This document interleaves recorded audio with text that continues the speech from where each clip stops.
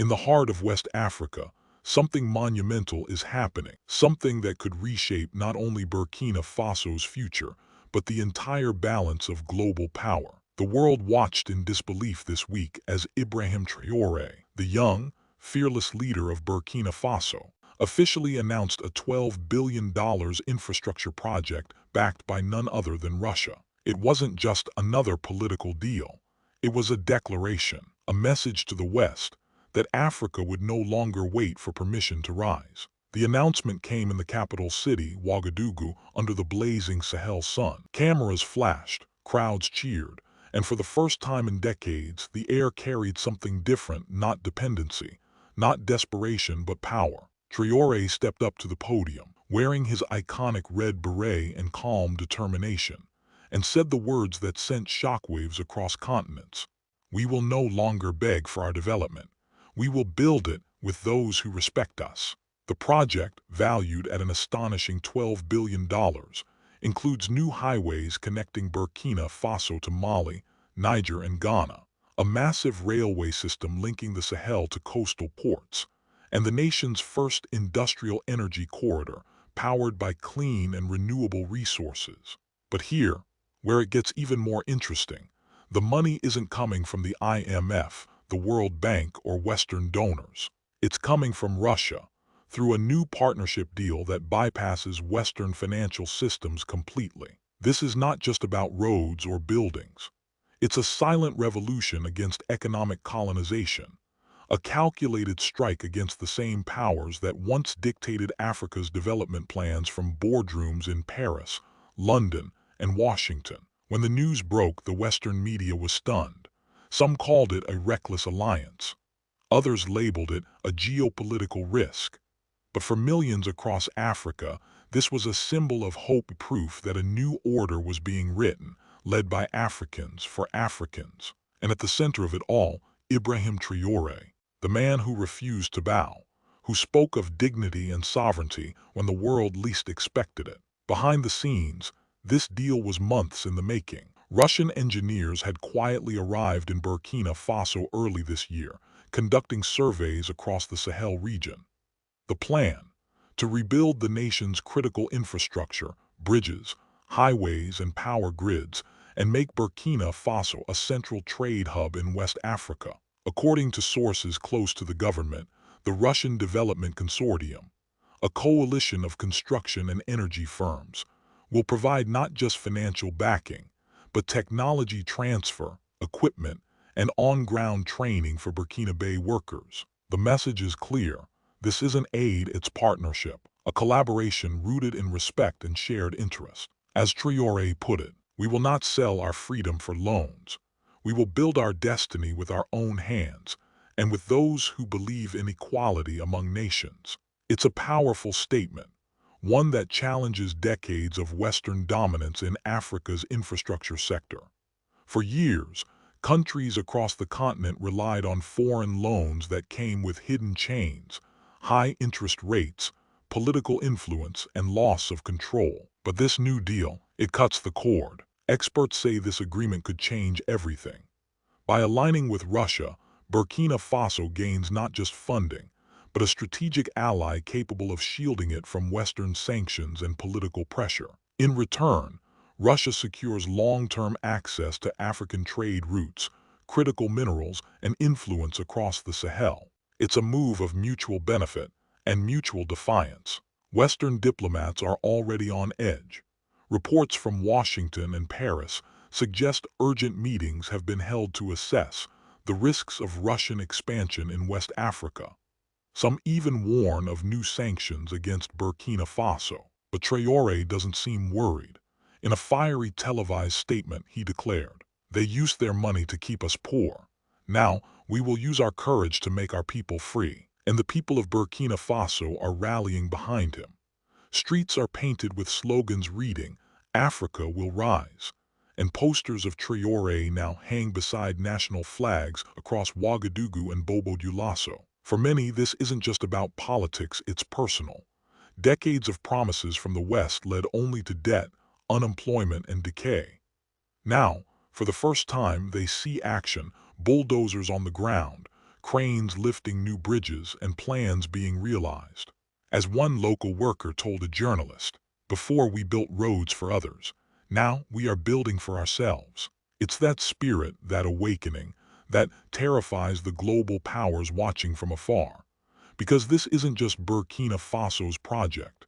It's a spark, a signal to other nations in Africa that true independence is possible. Sources say several neighboring countries, including Mali and Niger, are already in talks to join future stages of the project, potentially forming a new Sahel development bloc with Russian cooperation at its core. If that happens, the implications will be massive.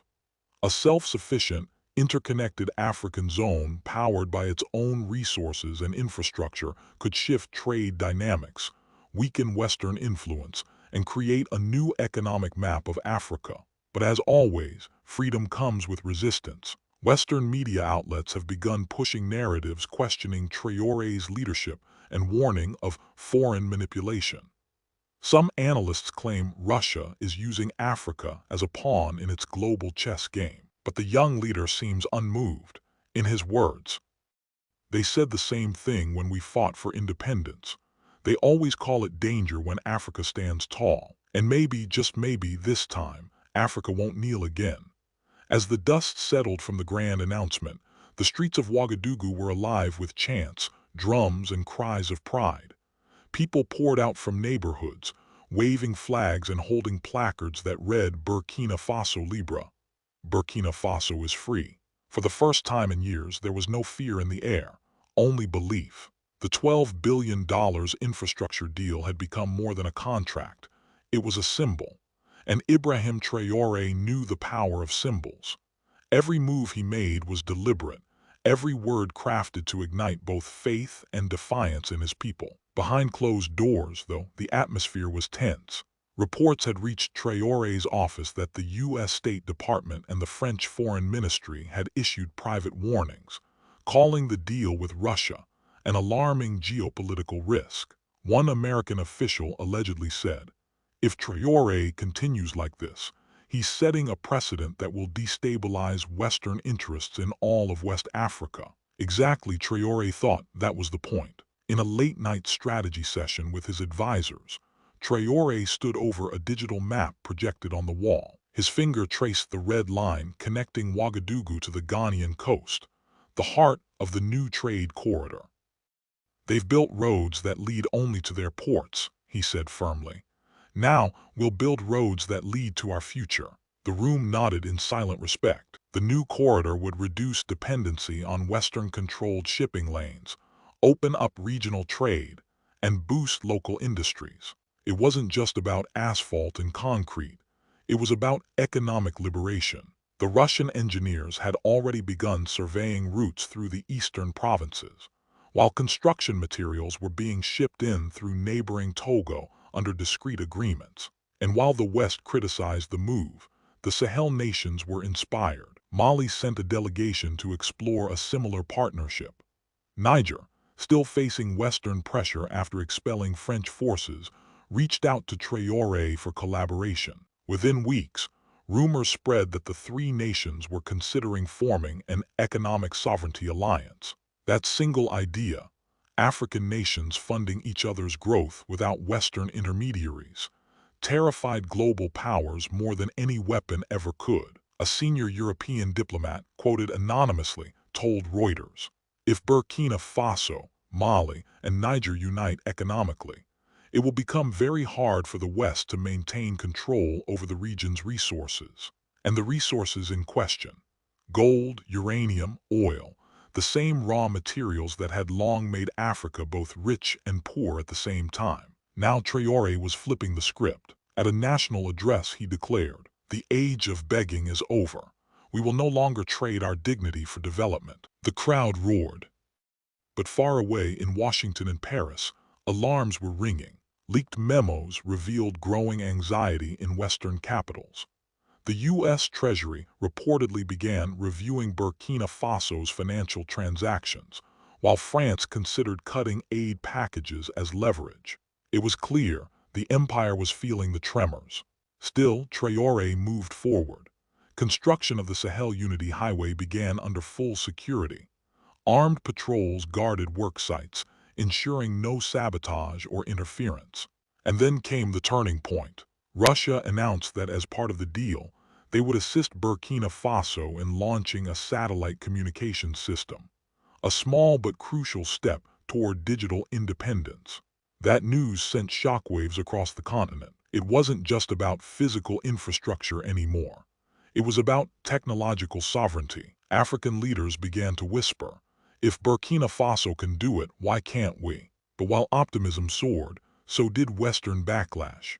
A wave of media articles appeared, calling Traoré a dictator in disguise, and accusing him of selling Burkina Faso's future to Moscow. Yet those narratives found little traction among Africans. Social media told a different story, one of admiration, unity, and hope. Traoré the Lion began trending across African Twitter, with users posting clips of his fiery speeches and quotes like, "We are poor only because we believe their lies." In the villages, radio stations replayed his words daily. Farmers, students, and soldiers alike spoke of him with a sense of reverence usually reserved for revolutionary icons.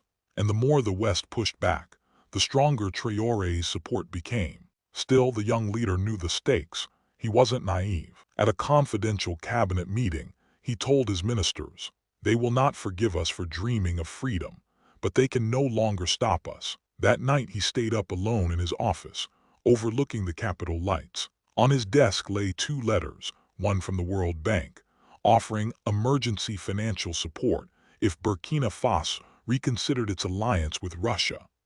The other, from the Kremlin, reaffirming Russia's commitment to the full $12B deal, with an additional proposal for joint defense cooperation. Traoré read both. Then, without hesitation, he signed a note and handed it to his assistant the next morning. Return the first one, approve the second, and with that he made history again. The story was no longer about just infrastructure. It was about defiance, a stand against centuries of economic manipulation and modern-day neocolonialism. Every brick laid on Burkina Faso's soil was a statement. Africa is rising, and this time, it won't ask for permission. Weeks passed, and the world began to realize something had shifted, not just in Burkina Faso, but across the entire African continent. In every corner from Dakar to Dar es Salaam, Traoré's name was being spoken not as a mere politician, but as a symbol of African defiance. International journalists who once dismissed him as inexperienced now found themselves covering his every move. News outlets that had ignored Burkina Faso for decades suddenly filled their headlines with one question: is Traoré building the blueprint for Africa's independence? The $12 billion infrastructure deal with Russia had triggered a chain reaction. In Moscow, top advisors praised the partnership as the most strategic alliance in modern Africa. In Beijing, whispers circulated that China might join with additional funding, not to control, but to collaborate. And in Washington, things weren't quiet. A confidential report to the U.S. National Security Council described Traoré as a potential catalyst for anti-Western economic blocs in sub-Saharan Africa. In simpler terms, he was becoming dangerous to the old order. The West had always depended on Africa staying divided, disorganized, and dependent. But what happens when one nation refuses to play by the rules? Burkina Faso was about to answer that question loudly. On a cool Friday evening, Traoré addressed the nation again. He stood beneath the red, green, and gold flag, his tone calm but commanding. "Brothers and sisters," he began, "for too long they told us that freedom must come at a price. They said, accept our loans, follow our conditions, obey our orders. But I tell you now, freedom has no price." Cheers erupted across the country. From the markets to the mosques, people shouted his name as if it were a rallying cry. But behind the scenes, a quiet storm was brewing. Western diplomats in neighboring countries were pressuring African Union leaders to reconsider support for Traoré's policies. A few even floated the idea of sanctions, claiming that Burkina Faso was threatening regional stability. Regional stability, of course, was code for Western influence. But Traoré wasn't backing down. He had already instructed his economic council to begin talks with Mali, Niger, and Guinea, the other Sahel nations rejecting Western dominance. Their goal? To create a shared African development fund that would bypass the IMF and World Bank altogether. The idea was radical and revolutionary. For decades, those global institutions had dictated Africa's development terms, charging high interest and demanding privatization of local industries. Now, Traoré wanted to turn that system upside down. His plan: use gold reserves, resource exports, and the new Russian-backed infrastructure to create an African sovereign fund, a self-sustaining financial model, free from external control. And the foundation of it all was the new infrastructure deal. The roads, bridges, and railways being built weren't just physical connections. They were arteries of independence. One of the flagship projects, the Sahel Economic Spine, would connect Burkina Faso's major cities to trade routes in Mali and Niger, drastically reducing reliance on Western shipping networks. It wasn't lost on observers that the name itself, Economic Spine, sounded like a declaration that Africa was finally standing tall. But power doesn't shift without resistance. Within days of the fund's announcement, cybersecurity analysts in Ouagadougou detected multiple coordinated cyberattacks targeting government databases and energy grids. The source, unknown, but the sophistication pointed to state-level actors. Traoré didn't flinch. He ordered a full digital lockdown and publicly announced, "If they attack us in the dark, it means our light has grown too bright." That statement alone went viral across social media. Africans from all over the world began using the hashtag #AfricaUnchained, a digital rebellion echoing across the internet. Students in Ghana wore shirts with Traoré's quotes. Activists in South Africa organized marches in solidarity. Even diaspora communities in France and the US began to rally under one message: Africa will rise without permission. As the movement grew, Burkina Faso's economy, instead of collapsing as Western experts predicted, began showing unexpected resilience. The Russian partnership had injected immediate capital. New roads were reducing transport costs. Agricultural exports surged as new trade lines opened with non-Western countries like Turkey and India. It was small, but it was working, and that terrified the powers that be. Because if Burkina Faso could break free and still grow, then what excuse would the rest of Africa have? Inside the U.S. Senate, a heated closed-door debate took place. One senator allegedly warned, "If we lose the Sahel, we lose our access to critical minerals, uranium, gold, and lithium. That means losing control of the next energy age." Meanwhile, France doubled its military presence along the Ivory Coast border, claiming security concerns. But to everyone watching, it was clear: the West wasn't protecting democracy. They were protecting their investments. Still, the people of Burkina Faso refused to be intimidated. Traoré's speeches grew bolder, his tone sharper. He began addressing not just his citizens, but the entire continent. "They told us we are poor, but it is they who depend on our gold, our oil, our uranium. If they need us to survive, how are we the poor ones?" That line, "if they need us to survive, how are we the poor ones?" was replayed across every African radio station within hours. Children memorized it, elders repeated it in town meetings, and the world watched, stunned, as Burkina Faso, once seen as a powerless nation, became the voice of Africa's awakening. But with every triumph came new danger. Intelligence briefings suggested that certain foreign contractors were attempting to infiltrate the construction sites of the new infrastructure projects. Sabotage was suspected. Traoré's response, swift and unrelenting. He ordered the formation of a new national security corps, a unit composed of loyal officers trained specifically to guard the projects from external threats. As the dust of political storms settled over the Sahel, one truth began to echo across Africa. Burkina Faso, the land once dismissed as powerless, was rewriting the rules of the continent's destiny. Months had passed since Traoré announced the $12 billion infrastructure partnership with Russia, but the effects were already visible. Massive cranes hovered over construction zones. The rhythmic pounding of hammers filled the air.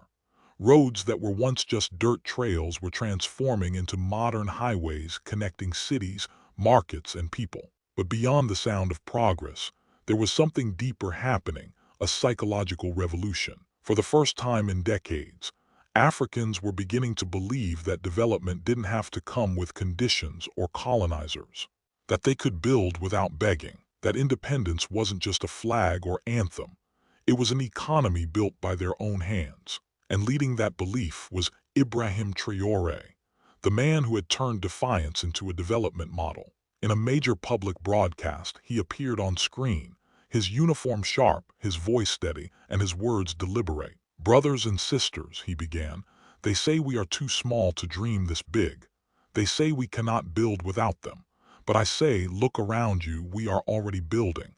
We are already free." Crowds roared across Ouagadougou. Young men and women gathered in city squares, waving flags and chanting his name. But behind the celebrations, something more strategic was unfolding. Traoré had secretly initiated Phase 2 of his national strategy, the African Reconstruction Agenda, a plan that would connect Burkina Faso's infrastructure with energy grids, agricultural hubs, and digital networks across the Sahel. And this time, Russia wasn't the only player. India, Turkey, and the United Arab Emirates had quietly entered discussions to support technology and renewable energy sectors in exchange for long-term trade partnerships. This was Traoré's genius. He wasn't just choosing new partners. He was diversifying power itself, ensuring no single foreign country could ever again dominate Burkina Faso's future. But this growing independence made the U.S. and European Union extremely uneasy. A leaked diplomatic memo from Brussels described Traoré's policies as a systematic dismantling of Western economic leverage in West Africa. Washington called it dangerous populism. Paris went further, accusing him of weaponizing nationalism. But on the ground, those words meant nothing to the farmers finally seeing irrigation systems, or to the students in remote villages now attending schools built by Burkina Faso engineers. Traoré's message was simple. They had decades to build Africa. They didn't.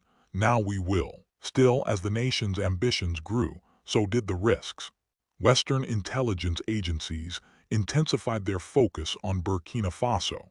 Satellite surveillance over the Sahel doubled. Some NGOs, once friendly, were suddenly accused of espionage and expelled from the country. When asked by reporters if this would hurt international aid, Traoré replied coldly, "If your aid comes with spies, it's not aid, it's occupation." That quote hit global headlines like a bombshell. Social media lit up with Traoré truth and Africa rising. Young Africans who had once looked abroad for inspiration began quoting their own leaders.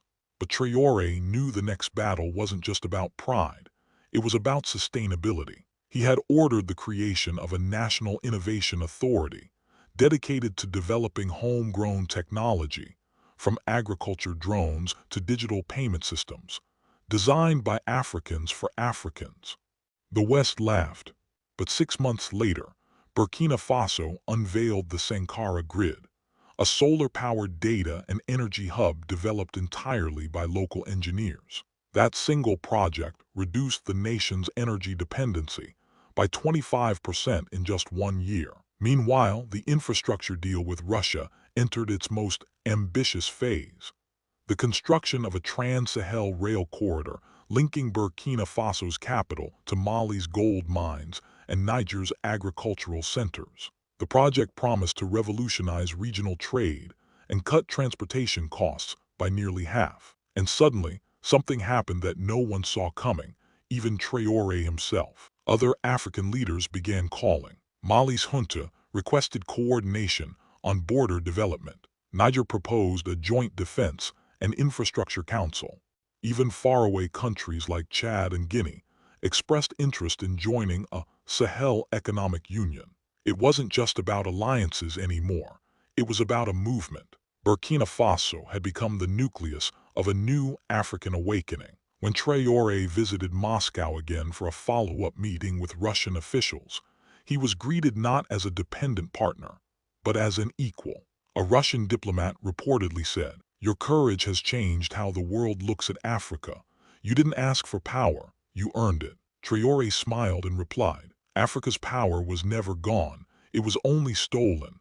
We are just taking it back." That line would later become one of the most quoted sentences in African social media history. But even as progress surged, the US and France doubled down. Economic pressure campaigns were launched quietly through regional banks. Western media began circulating negative reports, calling the Russia partnership a debt trap. Still, Traoré didn't flinch. He had anticipated this. At a national conference, he told his people, "They will try to divide us, to scare us, to buy us, but they can no longer fool us. We know their tricks. We've read their contracts. We've seen their empty promises. Africa will not trade one master for another." His words sent chills across the world. He wasn't just speaking for Burkina Faso.